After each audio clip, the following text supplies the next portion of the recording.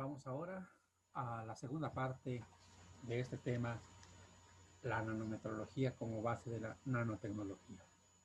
En la parte 2 hablaremos del desarrollo de la instrumentación y los campos de aplicación de la nanometrología fundamentalmente. Entonces, nosotros empezaremos por argumentar que históricamente eh,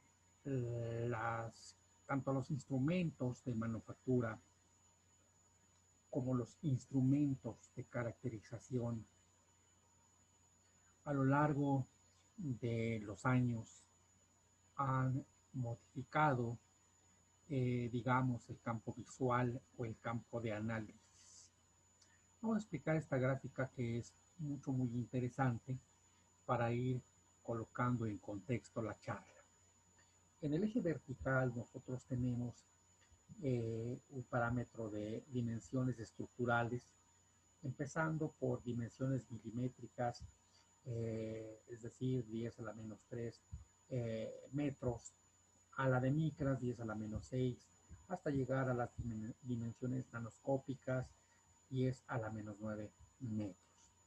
Mientras que en el eje horizontal nosotros tenemos progresivamente señaladas las fechas 1960 hasta el año actual 2020.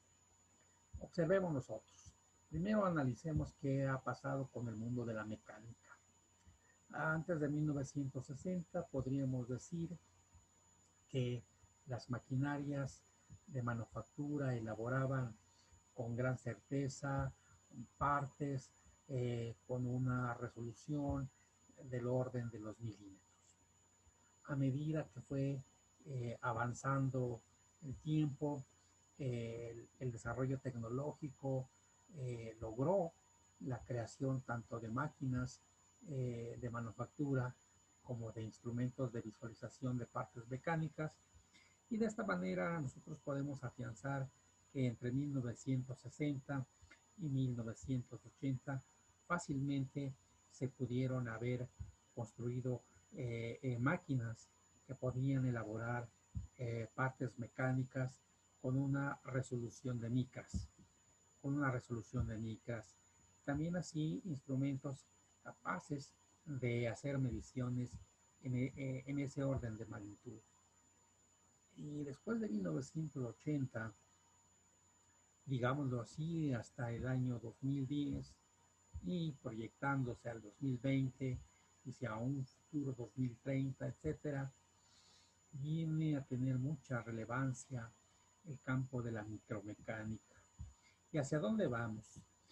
A elaborar elementos mecánicos todavía con dimensiones más pequeñas. La transición entre las micras y los nanómetros viene consolidándose a partir de ahí de 1990, y hoy día podemos decir que la tecnología del mundo de la mecánica está oscilando entre medidas micro y medidas nanométricas. Analicemos qué es lo que pasa con la biología. Vean ustedes, 1940, 1960, los estudios de la biología celular con los microscopios ópticos pues alcanzó relevancia, de tal forma que las mediciones en el orden de los milímetros y de las micras se consolidó por ahí de la década de los 60 del siglo XX. Sin embargo, a partir de esa fecha, y entre 1960 y 1970, logró consolidarse la biología molecular. La biología molecular ha requerido históricamente de herramientas instrumentales, de microscopios ópticos mucho más potentes, y no solamente eso, para observar algunas partes celulares, sino microscopios electrónicos fundamentalmente. Así llegamos nosotros a la época de 1980, en donde se abre paso lo que es la ingeniería molecular. Y finalmente, en la época actual, 2000-2020, nosotros también estamos oscilando en el mundo micro y nano para el estudio de los sistemas geológicos. Es importante señalar que a esta altura es posible analizar o medir partes, las partes constitutivas de una célula, y que esas partes constitutivas, si bien es cierto que no llegan al orden de los nanómetros, es cierto que se acercan mucho a ellas. Y finalmente nosotros analizamos el curso que ha seguido el desarrollo de la química.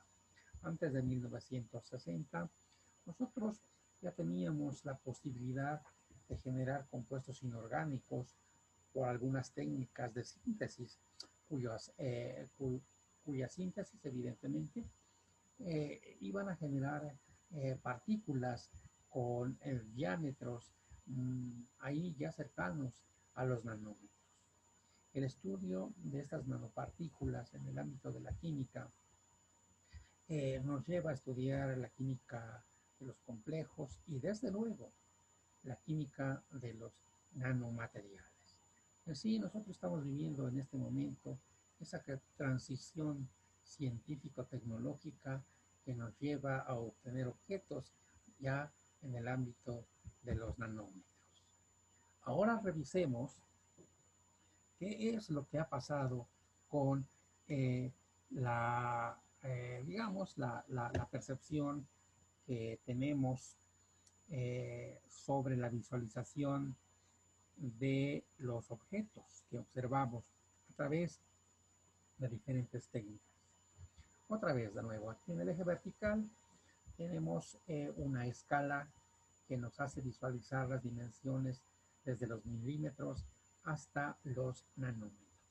En el eje horizontal tenemos los términos 2D o dos dimensiones, 3D, tres dimensiones, por ahí un técnico muy novedoso, 2,5 dimensiones. ¿Esto qué quiere decir? Que podríamos observar aparentemente objetos en 3 dimensiones cuando en realidad lo que estamos viendo son objetos en 2 dimensiones. Pero veamos. Aquí abajo en esta esquina tenemos a nivel de microscopía electrónica de barrido, podemos observar objetos netamente en 2 dimensiones, pero podemos observar objetos desde un ambiente en milímetros hasta objetos en el orden de los nanómetros. Y por otra parte, los microscopios ópticos o microscopios de luz nos ayudan a visualizar objetos en 2 dimensiones, con mucha imaginación, objetos en 3 dimensiones.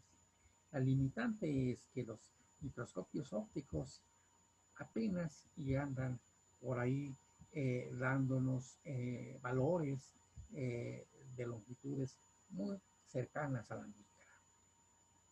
Por otra parte, vean ustedes que aquí vuelve a repetirse una novedad. Unos nuevos microscopios electrónicos de barrido que intentan medir objetos en 3 dimensiones. La realidad de todo este panorama es que no podemos ni siquiera crear objetos nanoscópicos con gran exactitud en el ámbito de las 3 dimensiones y mucho menos observarlos. En la actualidad es difícil contar con un instrumento o una técnica que nos permita observar objetos a nivel nanométrico en 3 dimensiones. Son retos para la ciencia y para la tecnología. Veamos este último cuadro interpretativo de lo que estamos mencionando. En el eje vertical tenemos dimensiones obviamente de longitud que van desde los milímetros hasta los nanómetros. En el eje horizontal tenemos justamente mediciones de longitud o quizás también pudieran ser de otros parámetros físicos, pero en este momento son de longitud desde los nanómetros hasta la unidad del metro, como unidad básica de longitud del sistema internacional.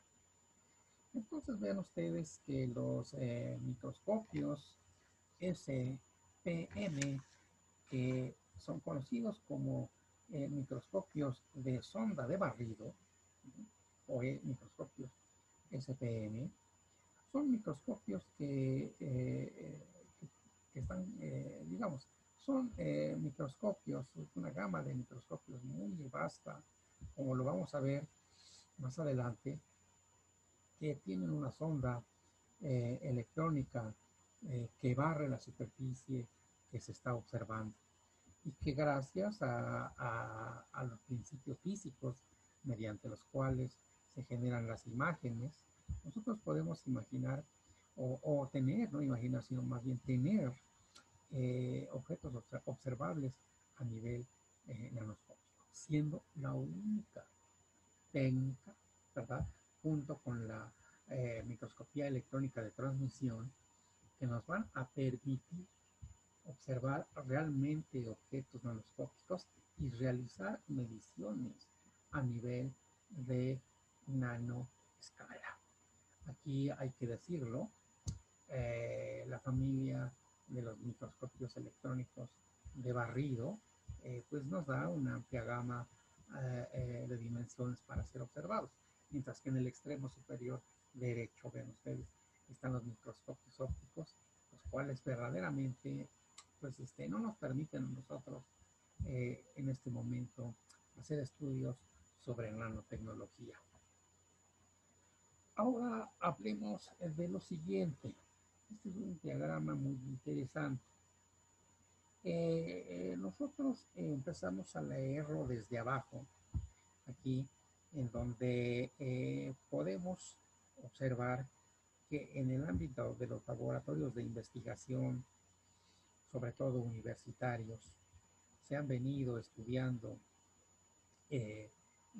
elementos activos para medicamentos, mientras que cuando hablamos del diseño de medicamentos y una planeación rotacional de la investigación, tenemos que involucrar a esa rama de la industria llamada industrias farmacéuticas que tienen que ver con la síntesis de nuevos medicamentos, quienes además realizan investigación en el área de la nanotecnología y la nanometrología, pues son los laboratorios universitarios e industriales, ¿verdad?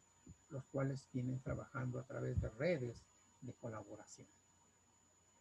Si nosotros tenemos fija esa base en la industria farmacéutica, fácilmente podremos incursionar en el área de la biotecnología y en este caso hablar de la nanobiotecnología. ¿Y quiénes están impulsando la nanobiotecnología?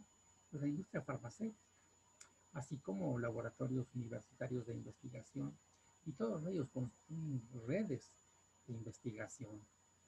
Así que nos damos cuenta y nos percatamos que hay muchas industrias que actualmente están incursionando en la nanobiotecnología como una fuente de riqueza.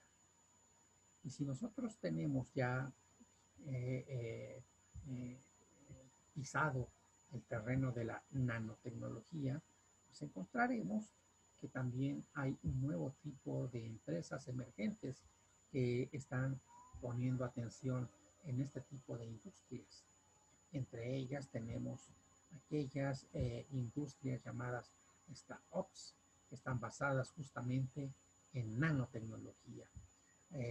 Actualmente en los países del primer mundo tenemos nosotros que ya se empiezan a desarrollar parques tecnológicos con empresas spin-off, ¿verdad? E incubadoras de negocios, todas ellas impulsadas muchas veces por los gobiernos de los respectivos estados. ¿Y qué hay con la nanobiotecnología? Pues, ¿qué hay con la nanobiotecnología? Pues es, como lo acabo de decir aquí